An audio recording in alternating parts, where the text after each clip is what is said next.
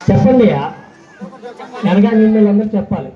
పాఠశాల విద్యార్థి తల్లి తండ్రి సంరక్షకుడు అయినా నేను మా పిల్లలను ప్రతిరోజు క్రమం తప్పకుండా పాఠశాలకు పంపుతానని, పాఠశాల అనంతరం వారి చదువుకు ఇంటి వద్ద ఎలాంటి ఆటంకం కలగకుండా సహకరిస్తానని, బడి బయట పిల్లలు లేని గ్రామంగా తీర్చిదిద్దడానికి తోడ్పాటు అందిస్తానని తెలియజేస్తున్నాను.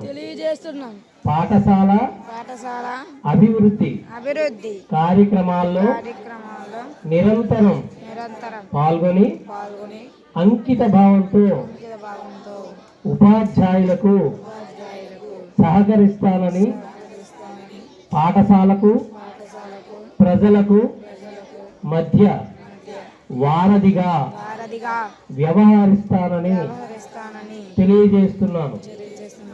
పిల్లల బంగారు భవిత కోసం వారి విద్యా ప్రమాణాలను మెరుగుపరచడంలో పాటు శారీరక, మానసిక, నైతిక వికాసానికి కృషి చేస్తానని, బాల్య వివాహాలను నివారించి పిల్లలకు భద్రత కల్పిస్తానని, పిల్లల ఉన్నతి కోసం పూర్తిగా సహకరిస్తూ నవ సమాజ నిర్మాణం కోసం నా వంతు కృషి చేస్తానని మనస్ఫూర్తిగా ప్రతిజ్ఞ చేయుచున్నాను.